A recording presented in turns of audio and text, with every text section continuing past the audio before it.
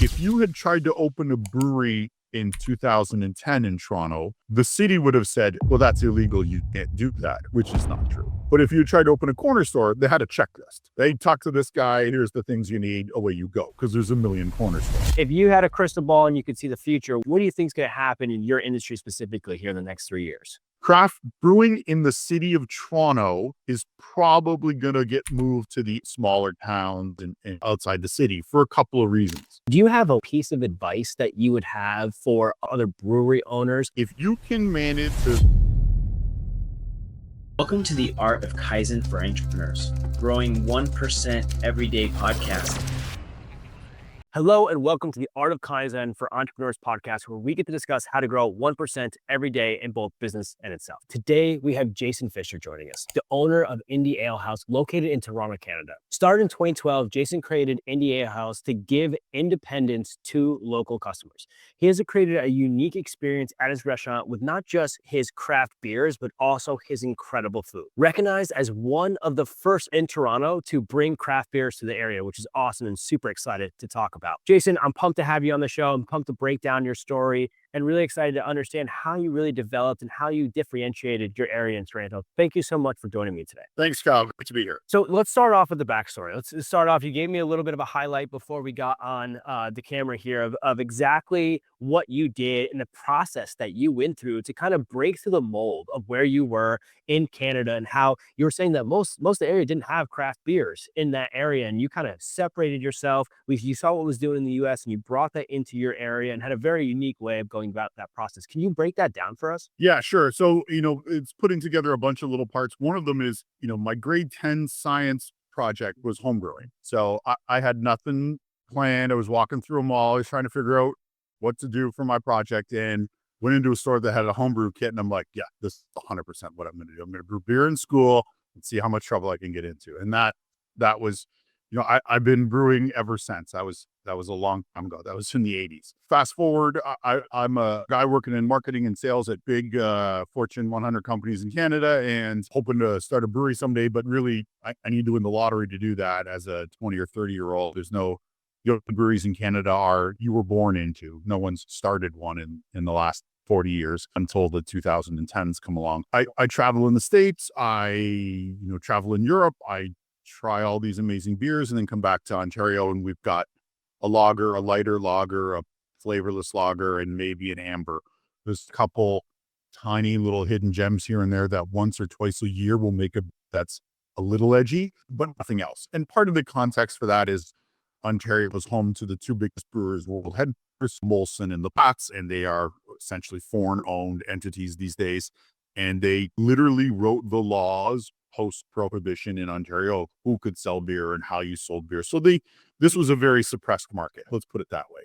And the joke was, you could drive to Buffalo and get any beer you wanted in a gas station. You couldn't get any of that in Ontario.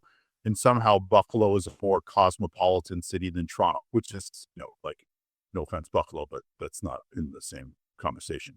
So I would harass other brewers here saying, how come you're not making this? And how come, to their defense, they would say, well, I have no market for that. I don't have any knocking on my door saying, where's my Belgian wheat beer? Or, how do I get an IPA that's got some hops in it? Or, a barrel-aged beer or sour. None of that existed. In the States, homebrewing essentially starts in the 80s with Jimmy Carter, and pretty quickly in California turns into an industry. And 15 years later, it's in every state in the union. And in Canada, that doesn't really happen until the 2015s. Quebec is an exception. They're European. They have a lot of small breweries making crazy things, but they also have a distribution law that lets them make small batches and be profitable. In Ontario, that didn't exist. And the West Coast, it didn't really exist. So Canada is just humming along. I think our beer's it's not Budweiser, but it's really not that good in a craft beer comparison until somewhat recently. I hope that answered some of your questions. I mean, definitely broke it down. I love the fact that you started off by saying you're going to do this in high school and you're like, I'm brewing beers. I love this. You got a core for a love of and a passion for what you do.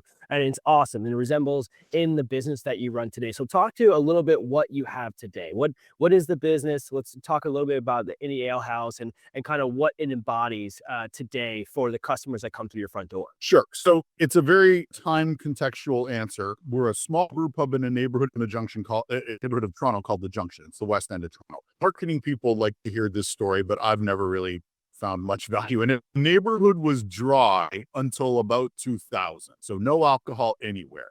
That has nothing to do with what we went there or why we're there or anything about it. It's just a nice little anecdote. A very rich family owned tons of land there and donated parts to the city on condition it stayed dry. They were some form of whatever culture that didn't want alcohol. And it's a neighborhood that has no restaurants because you can't really be an effective restaurant without selling a glass of wine or a glass of beer. Eventually, the people in the neighborhood at various municipal elections start voting for it to go from dry to having alcohol. And it took about 20 years. Every election, it changed about 5%. And eventually, it became a normal neighborhood. So we come along just after that opens and open a brewery, which was a little bit of a shock to the people in the neighborhood. But we were the first brewery to open in Ontario. There was another small craft brewery in us that opened a few months apart. Prior to us, it might have been 20 years, and those were big ventures. We are a small, little 120 brew pub. In the original model, I studied a lot of breweries in the States. I wanted a model where, one, you could afford it. I couldn't afford a giant brewery. But in the brew pub level, you could talk to your customer every day. You could make a lot of small batches and kind of find your way, for what was going to work along the way. You could eat and drink, which, people talk about drinking, but when you're at home, you say, let's go out, you're usually looking to eat or eat something while you're drinking. And the breweries I admired most in my kind of modeling had really good food and really good beer. And they were hard to find ones that had both. They didn't necessarily all have the same kind of food, but they put an emphasis on actually three things: beer, food, and service, all being at a premium or specialty or, crafted, independent. I really liked the model that Dogfish had put forward, and he wrote a great book, and he was kind of a star of craft beer in the early days.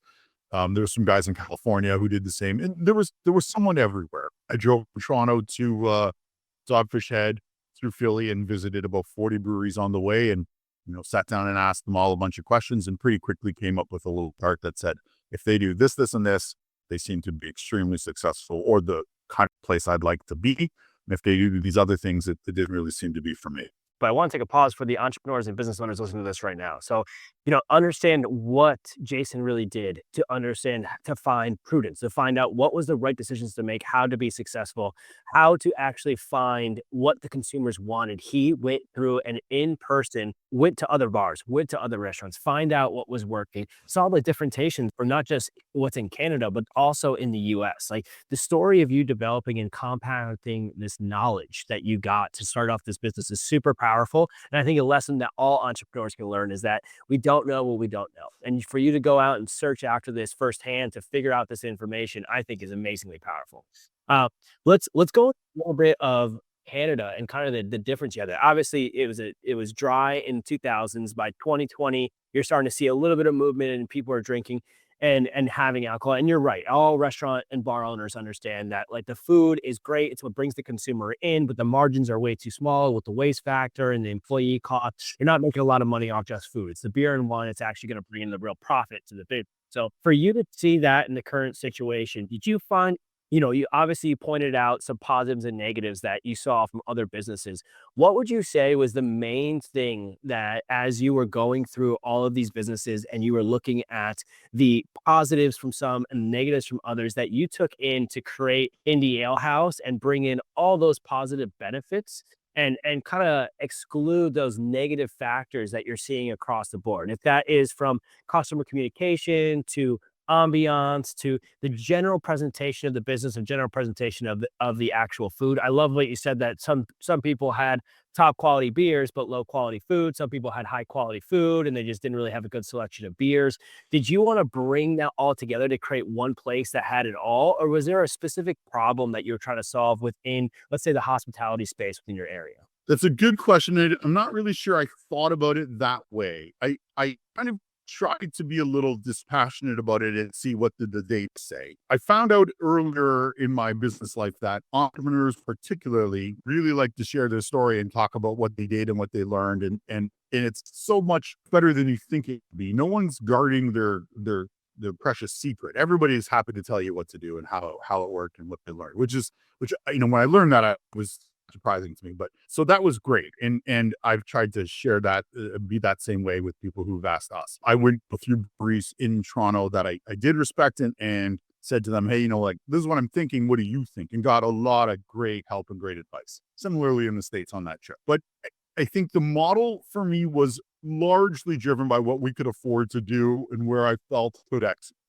I wasn't going to be the cook, but we were making hamburgers and there was a bad day. I could probably go make a hamburger, right? If we're making some kind of duck, that might be a different story. So what's my comfort in wheelhouse? What's my financial capability? What you're not really inventing anything. Do you see your model out in the world and what works and doesn't work and where are the kind of limitations? So those things, that kind of scientific approach, let's be generous and call it that, it was my strong suit. And I felt really good about that. And going out and beer and calling it collecting data is amazing. Like that's way better than most science. I was good at that and I kind of built that model. It so happened that there was none of that in Toronto. Like there really wasn't a brew pub. There was a big brew pub in an entertainment area that was soon to be acquired by InBev. And so they had kind of life-changing money and I did not. So it didn't really seem to be like a model for me. There had been other brew pub type operations in Toronto that had come on for various reasons. And I spoke to them when I could, but the kind of thing you could find anywhere in the States didn't seem to exist here. And it was just another check mark on the list. There's a model for this working. It should appear in this market. There's a opportunity here. How can we make this work? We didn't rush into anything. I would have loved to have rushed into things, but so if you had tried to open a brewery in 2010 in Toronto, the city would have said, well, that's illegal. You can't do that, which is not true. But if you tried to open a corner store, they had a checklist. They talk to this guy, here's the things you need, away you go, because there's a million corner stores. Today, there's a checklist for the brewery. I'm the guy who paved that way, a few of us. But, like we took the arrows being forced over the wall, and it sucks, but that's how it goes, right? There's not much you can do about that. You get the benefit of being first and some of the cachet that goes with that, although that doesn't really pay the bills. It can tell a nice story. But we changed the marketplace here, definitely Indie Ale House and a couple others who followed after, in getting cities to understand, hey, this employs a lot of people. This pays a lot of taxes. It's not illegal. And, the fabric of society hasn't come undone because someone's selling a beer. So we managed to prove the model. Part of the emphasis and the reason to take this approach was I felt we could do it.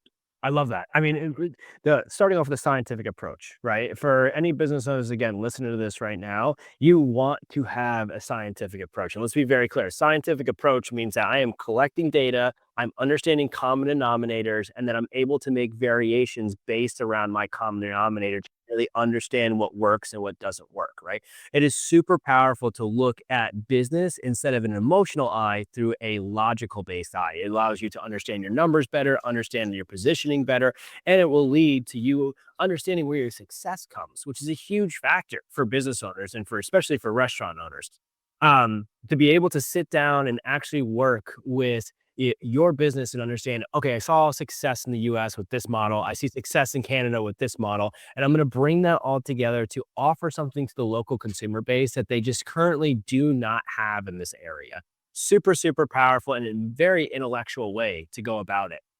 And I love the way of you saying that you didn't want to go over your boundaries. You wanted to make sure that at any point, if you had to step in the back of the kitchen and make a burger, you could make a burger. But if you're doing a flambe, it'd be a little bit different story, right? So as an owner of a business, and a great learning lesson for the listeners here, great learning lessons is stay in your lane and make sure that you understand how to make sure you can fill the pits and the falls that can happen in your business with you personally. If you can't do that, you're always going to be relying on somebody else, and it gives it a fracture in your business that could cause huge, huge problems in the long run. So extremely intelligent. Jason, obviously super smart guy. You've built something that's really, really powerful here. Let's talk a little bit about the people coming through your front door today. What kind of I'm not up there in Toronto to be able to see it, but if I walked into your place on, say, like a Thursday or Friday night, am I seeing a bunch of college kids? Am I seeing, families? What is the ideal consumer that walks through your front door? Okay, so this is a loaded question for us. It's kind of a sort of point sometimes. The neighborhood we're in, West Toronto, it's a kind of an eclectic neighborhood. It's an artsy neighborhood, and it has a lot of the elements I wanted in the early days. And I will probably edit this out and make sure nobody ever sees it. But there's a lot of elements I don't want now, and there's some of that feeling is I don't know what the word is, but maybe recency bias or just a little bit of grief. But when we opened, craft beer, particularly in Ontario, beer of any kind, was really market to, white bros who were playing volleyball with the Swedish bikini team or jumping off docks, or like that was the market. And that's not our neighborhood. And that's not really craft beer.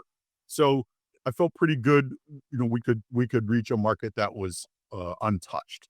So coming into our neighborhood are people who bought nice houses in a neighborhood that they probably couldn't afford, and now we're going to be a little bit cash poor. A lot of artists, a lot of new families, because it was a neighborhood 10 years before nobody would have moved into. And then after 30 years of being up and coming, finally got a little hot. There were, other than the banks, no established brand businesses in the neighborhood.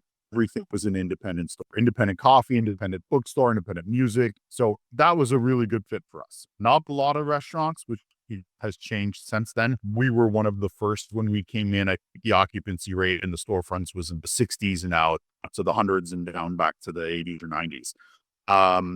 So we're one of the few who've been there for 10 years in the neighborhood. That's been good.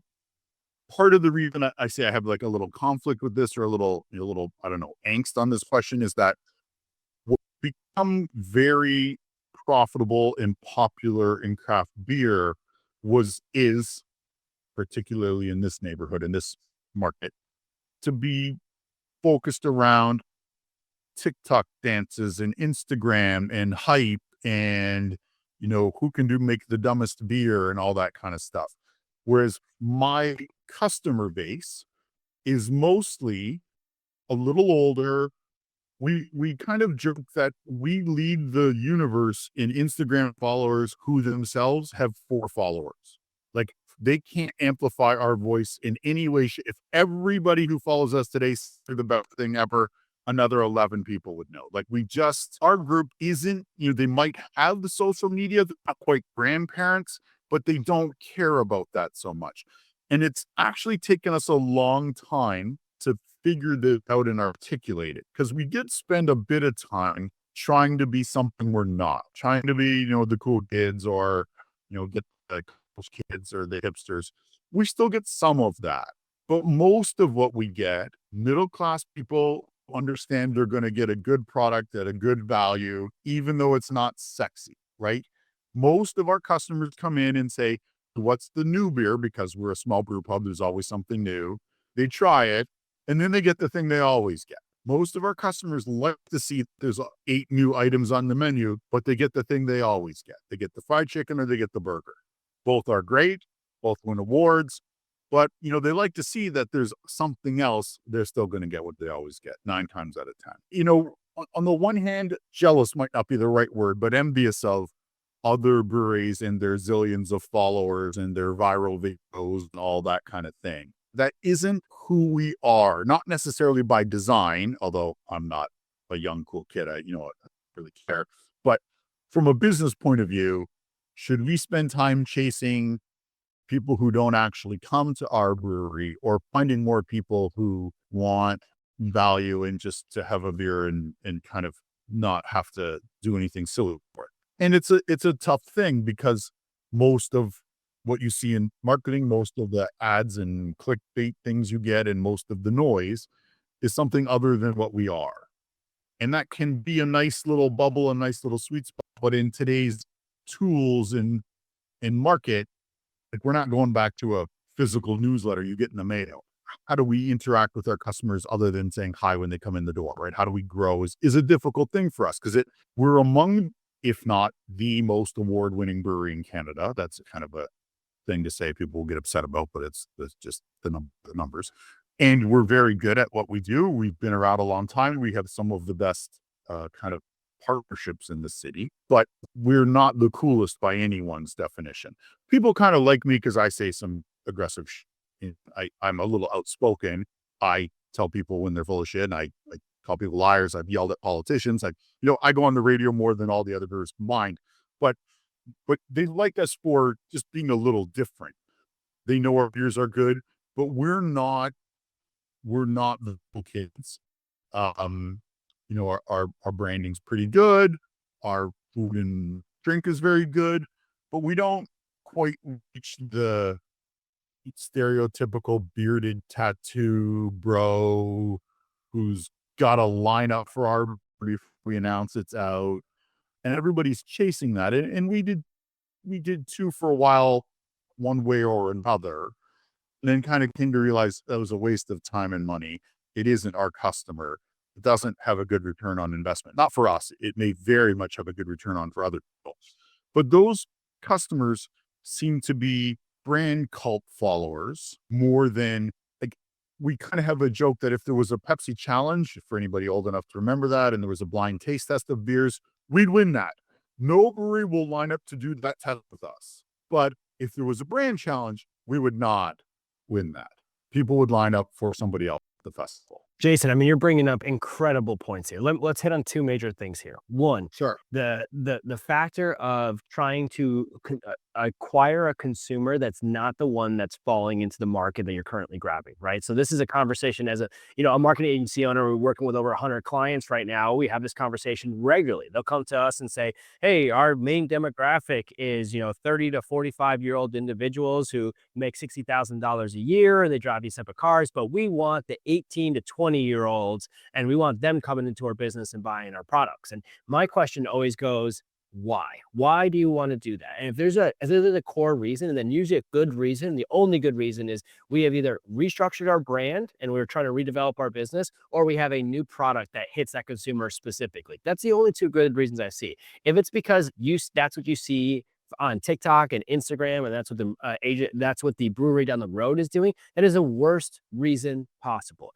The market is the market. When you put your business out into the market is going to determine how it actually absorbs you. You can have the best videos, you can have the best branding, you can have all those different things, but the market will determine how that is accepted into the business. The business is obviously built with your awards, with all of your accreditations, and with the current success that you've already had. The market told you exactly who the consumer base is. And it's beautiful to hear, and the entrepreneurs, business owners, especially restaurant owners listening to this right now, do not break away from your not your desired consumer base, but your structured consumer base. Make Bud Light a great example for you. What they did in 2024, they lost millions of dollars in market share because they put out the wrong ad campaign going out to the wrong consumer base that was against their ideal consumer base. I don't know if you guys saw that in Canada, but here in the US, yeah. Yes. Yeah. So, that it's a prime example on a national basis how an error like this of not catering to the people that are catering to your business today, your current customers, not catering to them and leaning into them can cause huge negative ripples in your business. If you're going to go to a different direction on your customer base, have an offer for them, have a product for them, and slowly drip that as a test into the market, not change your branding, not change your positioning because you hope and pray to acquire a certain type of customer. It will be the fastest way that you burn out your current consumer base is saying that these guys obviously do not care for me and I don't want to come back because they want customer X, Y, and Z, and that's not me. Not the best way to go about it. So Jason, to see you go through those trials and tribulations, and as you say, being able to, you tap this consumer base, you wanted to bring those consumers in and it just didn't really resonate whatsoever. And you said, you know what, we're going back to our tried and true, our true customers, the one are coming through our front door, the 30 to 35-year-old individuals, they got 4 followers on Facebook. Those are the ones that are drinking our beer. Those are the ones that are loving our food. Let's keep with those and allow to expand on those. That alone, which today people forget. Social media, the whole point of social media is to be an amplification of your word of mouth. That's all social media is today. We look 20 years ago, we didn't have social media. We had communication through either blogs or direct person to person, right? And that's how word of mouth was spread. Today, it's pivoted over to social media as a development of word of mouth. That's all social media is doing, is creating more hype, reaching out to more customers. And if you're leveraging social media to get out to more customers, make sure you lean into your ideal customer base that's coming into your business.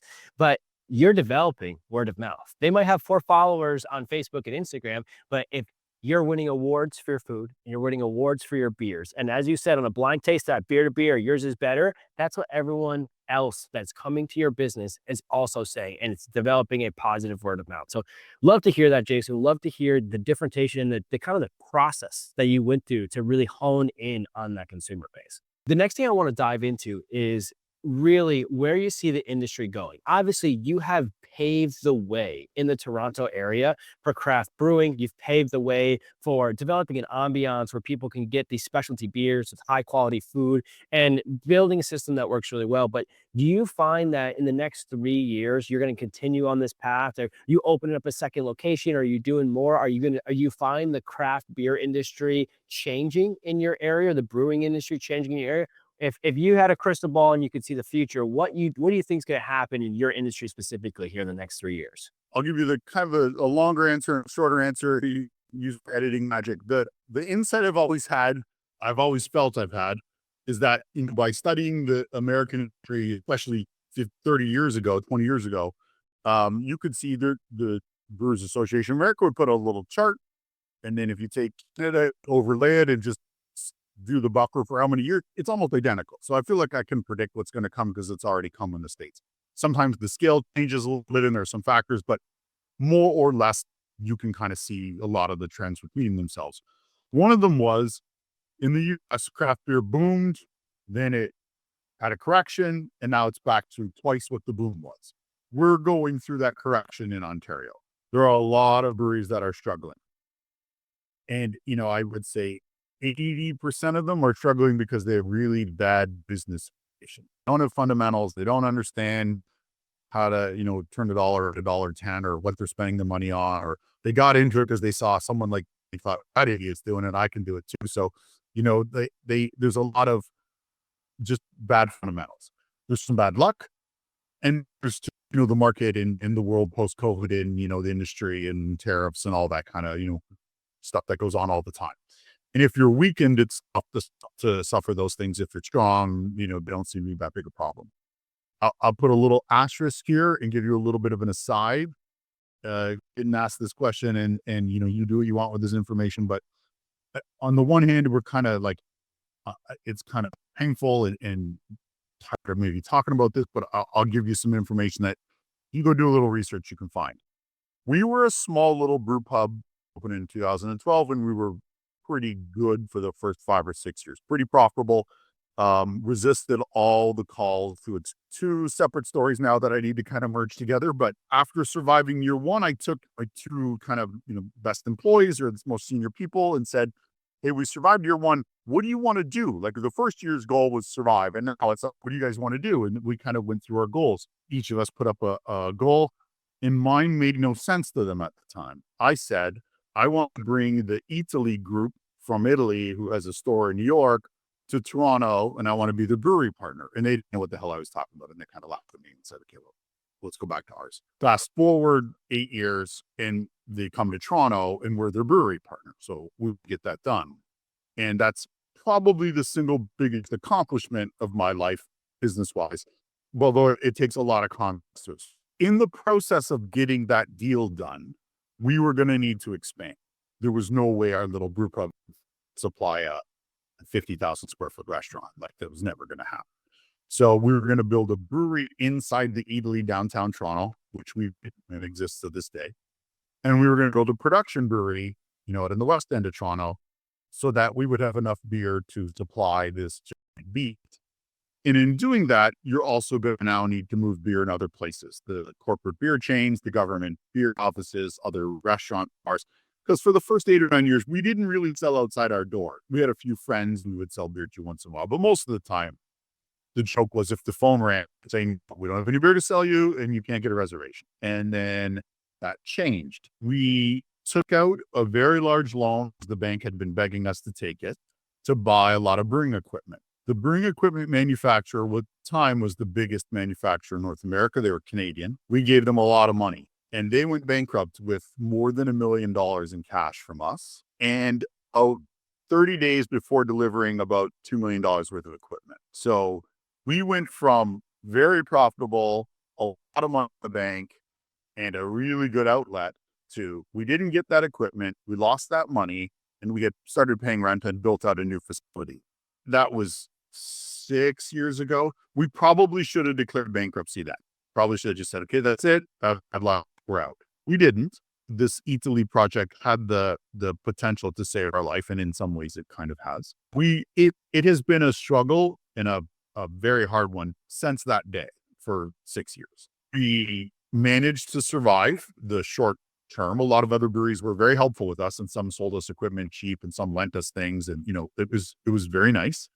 But we have this massive debt now that's marked against nothing, and we still have it. Just as we've got our first batch ready to go to the government beer store, and just as Italy was getting into its 90 days of being open, COVID shut us down. Unlike places in the States, we were effectively shut down for 2 years. Our brew pub in the next 2 years was open for 62 days. That's how much we were closed. At the time of that shutdown, we hadn't brewed into cans. We had for one festival, but otherwise had never put beer in cans. All of our beers were pretty strange beers, coconut, barrel-aged, raspberry sours, and things like that, which we did really well selling when you could come to our place and try. But when the world switched to online shopping, people bought things that said lager or pale ale because you knew what that was going to be. So we had to pivot from, we made all these brew pub level beers to making all these more mass produced beers, get it from bottles to cans so that we could sell it online and in distribution, and survive a massive financial hit from this bank foreclosure on one of our suppliers, all at the same time of trying to figure out, like all the regular business problems we have. So second greatest accomplishment is probably surviving this long. If we die tomorrow, we're still in the top 0.1 percentile of survivors after this nightmare. We still carry way too much debt. No one would ever acquire us at this point until we can kind of manage that debt, I don't think. So it's been a struggle. And to kind of get back to your question, where I see it going, there are a lot of breweries struggling. Most of them are struggling for very different reasons than we. Part of it is we went from about 8 or 9 breweries in the province of Ontario to 300 in the span of 4 years, 5 years. That's insane. Most of those places should have never opened a brewery, but they didn't listen. Some of them came in and talked to us and we told them what was what. Some of them did their own thing, and a lot have closed recently. Some of them are very good, and how good you are may unfortunately have little to do with your survivability. It may have to do with many other factors. What is kind of shaping out, and a lot of this, I may be the only guy who thinks this at the moment, but I seem to be the guy who does a lot of the research and planning. Craft brewing in the city of Toronto is probably going to get moved to the outskirts and smaller towns and outside the city for a couple of reasons. Rent and real estate in this town is out of control. There's nothing like it in the States. I mean, maybe Manhattan and parts of San Francisco. Otherwise, we're off the charts expensive. At the same time, big corporate places who did not exist when we opened, there was not a single bar or restaurant in the province of Ontario, maybe the country, that had 30 taps of all kinds of craft beer. Today, they're everywhere, everywhere. There's 20 or 30 in the city of Toronto that boast they have 150 taps. There's no earthly chance they can tell you what's on tap or understand it, or the staff know, or the beer's fresh, or the breweries give a shit about selling them. None of that is possibly true. It's good marketing. It's good advertising. Hey, we got 1 million taps. Hey, we got 400 of these kinds of beers, whatever.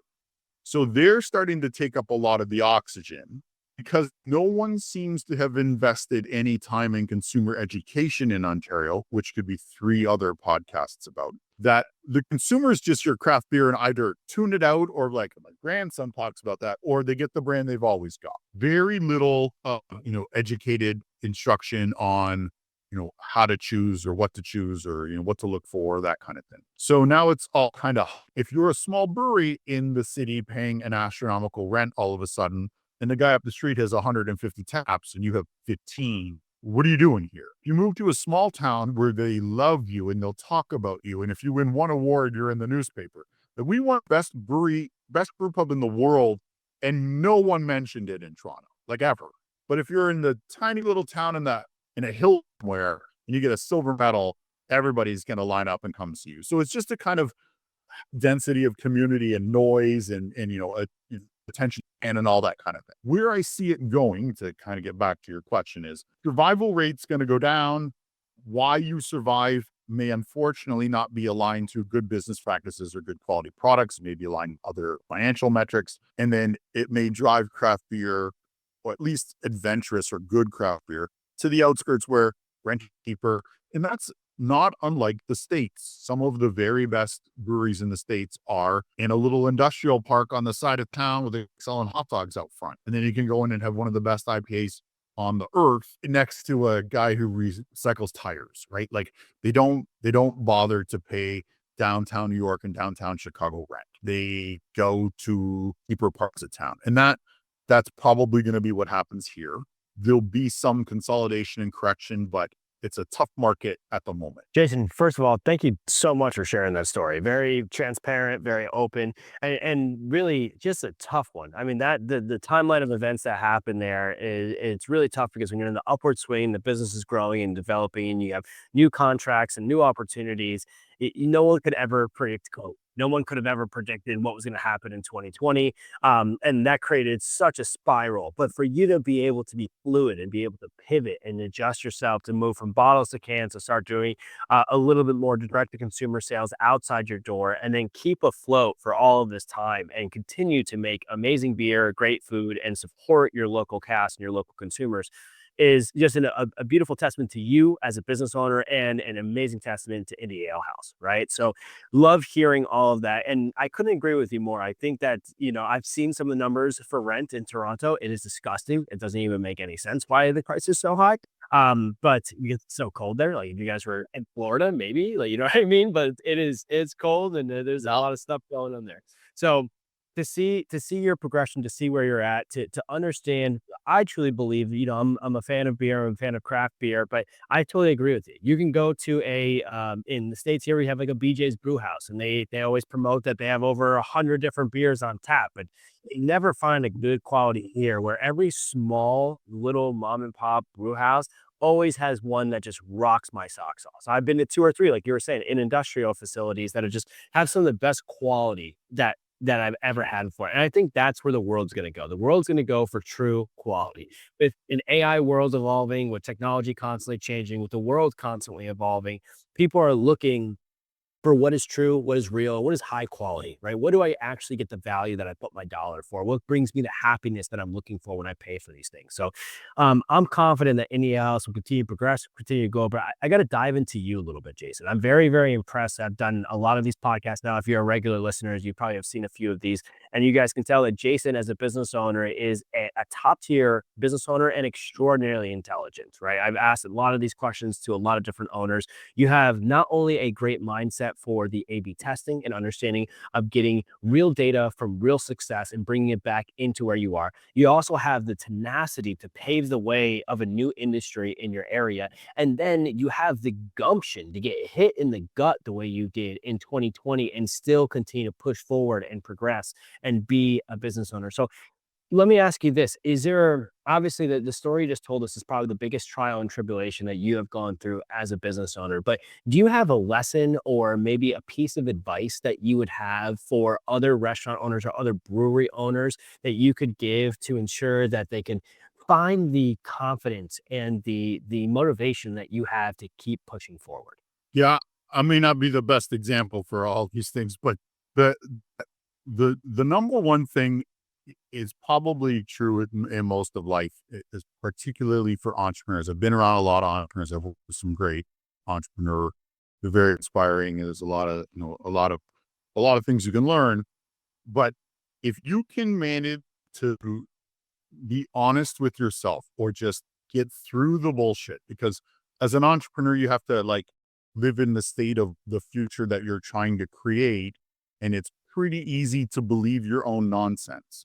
As even on an Excel sheet, like you start writing, oh, I get 6% of the market and I can do this. Like you got to really, really look at the data. If you can do that, if you can it's a fine line between something hasn't been done and I'm going to do it and believing that and getting it done versus what does reality say? Like, is there a reason for me when no one was making an IPA or a sour or a wheat beer? If I said, hey, I'm going to come along and do it, that might be crazy. But when I can test it and say, well, it exists in Buffalo, it exists in Detroit, it exists in Chicago, are any of those cities substantially different than Toronto that it couldn't exist here? No. So then I can do a trial, I can find out, and I can get it done. It's not just, hey, I'm going to be a trillionaire, right? Like it's not crazy. So if you can put a little bit of science to things, you have to have a little of both. But where I find the people who I know aren't going to do well is they've tried to take a shortcut or they've tried to do something no one else has ever done, or they believe their own marketing BS, right? Like that's a airtight 100% failure trend rate. I can pick if I could short people, I'd be a zillionaire because every month someone comes in and says, hey, I'm going to do this. I'm like, no, you're not. That makes no sense. And that's okay. I'm happy to do things that people say I can't do. But if you listen to it and you say, are you really just believing your own words or you have a plan? Like, can you show me why you think what you think? It's okay to think everybody else is wrong, but you need to be able to explain why you think they're wrong, not just I'm right, you're wrong. Because a lot of time I'm right and everybody else is wrong, but I can 100% show you all the steps why. You're looking there, I'm looking here. That's why. Not just I'm better than you, or, I got a TikTok dance you haven't seen yet. Like that I 100% discount those people immediately. So, it's a real painful skill to be honest with yourself and to see yourself talk and do a presentation. And like, if you can do that, there's a lot you can get done. If you just believe in your hype, I wouldn't vote for you. Jason, I mean, just incredible oversight. And again, you hit the nail on the head of me giving you the praise. I know that you're humble when I said it, but to look at that in an entrepreneurial mindset, all the business owners and entrepreneurs listening to this right now are nodding their heads. They know for a fact that they've either tried this outlandish ideology and it's failed on them, or they just didn't lean in and trust in themselves to get enough data and they failed because of it. Data and understanding with a good goal and a good structure and then a plan behind that goal is what creates us as entrepreneurs. So I do have one last bonus question for you. This is one of my favorite questions on the podcast. Have you ever read the book Atlas Shrugged? Yeah, I think I was assigned to read it in like grade 9 or something, and I think I skimmed through it and faked my way through that book report. I think it's probably stretching it a little bit to say I read it, but I've held the book and gone through it enough to fake a book report. Love that. Love that.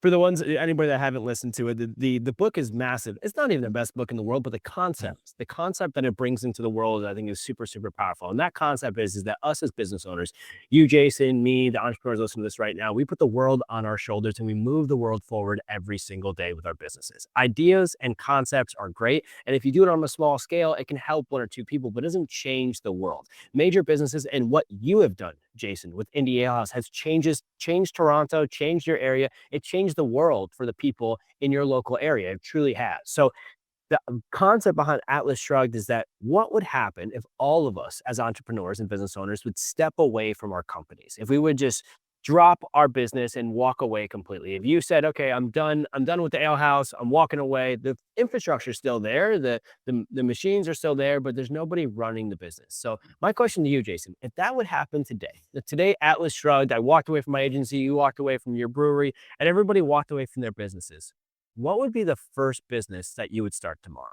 Well, I think I'm smart enough to not start another business, but I mean, I could sleep in for 3 days. That would be the day off I got. Um, I have friends who are, kind of in your space, marketing and consulting, and possibly that, I might start something very small where it's very line of sight between me and the customer. I might make pizza or, have a barbecue pop up or something really basic where the bank doesn't need to talk to me. I don't need an agency. I don't need an Instagram account. I'm in an alleyway. You can come buy the slice of pizza or not, right? Like that's it. It might be something more on the lines, which is a way of saying my business is a little complicated and I'm in too many parts and I need to simplify. I think I would recreate the process I went through of doing analysis, talking to people, finding something I wanted to do, and doing that. So I would repeat the process, and the outcome would be based on, the data and my interest. Not, I'm going to be an astronaut no matter what, because I'm not. I'm 55. I'm not going to be an astronaut. Like, that's not going to happen. So not going to. still stems from working directly with consumers, creating a product that people are going to love and enjoy, and really being able to do something. As you said, simplicity would be a factor, but that's because you've built such a complex mechanism now with your business, with everything that you're doing, and that's totally understandable. But the reason we ask this question on the podcast is because we always want to stem back to why. Why, I love Simon Semek's the golden circle ideology, and the why, the what, and the how of how business and ideas and psychology actually functions in human beings. And you can see at the base level of who you are, you want to supply a good service to people. You want to do something that helps the people around them, and you want to do something that's going to be fun for you and that you're going to truly enjoy. So my hope and pray to you, Jason, is that one, I hope that massive debt on your shoulders gets removed as soon as physically possible, and you're able to breathe a little bit and flourish and continue to make this incredible award-winning beer, this incredible food, and be able to create that ambiance that you like in your business. Like you said, your consumer, your consumer avatar, what the people like, and they do truly enjoy your food. And as you've said multiple times, you make some of the best damn beer out there. I'm jealous. I'd like to try some myself. Maybe I have to make a trip up to Canada, but you've really outlined in this podcast so far of one, at the core, you're someone that's working extremely hard and extremely intelligent and is data backed by the business. You've created a business that's only going to supply the best of the best and trying to really hone in on quality, even if it's not the flashiest, even if your people there aren't having TikTok dances and have 1 million followers, but they care and they enjoy the food, the ambiance, the drinks that they have at your location. So Jason, thank you so much for the time. I think this was absolutely excellent. Hearing your story was extremely powerful, and hearing the way that you look at business and the data-backed information that you have on not just the execution of your business, but the growth of your company is powerful for all the entrepreneurs listening to this today. If someone was listening to this right now and they're in the Toronto area, how would they find you? Are they able to buy your beers online? Can they walk right to your door? What does that look like today? Yeah. So thank you. The main brew pub headquarters is at Keel and Dundas, 286 Street West in the Junction. We also have a location inside Italy, downtown Toronto at Bay and Bloor, in the basement, and where they're kind of beer partner there. We can be found, a few of our brands can be found at some of the LCBOs. We do online sales, but I got to say, online beer sales on this page is almost nothing. I think it hit its peak and it's back down to craziness. I always say, go where you're going to enjoy your beer. We were at a few bars and restaurants in the city as well, but we love when people come by the brew pub and chat with us. That's amazing. Love that. We're going to throw his address as well as the link to his website in the description below. If you guys made it to the end of this video, make sure you like, comment, and subscribe. If you guys check out his website and you look at his beers, post below in the comments what beer you would like to buy from Jason. Jason, again, thank you so much for the time. Really do appreciate it. And for all the listeners, we'll talk to you on the next one.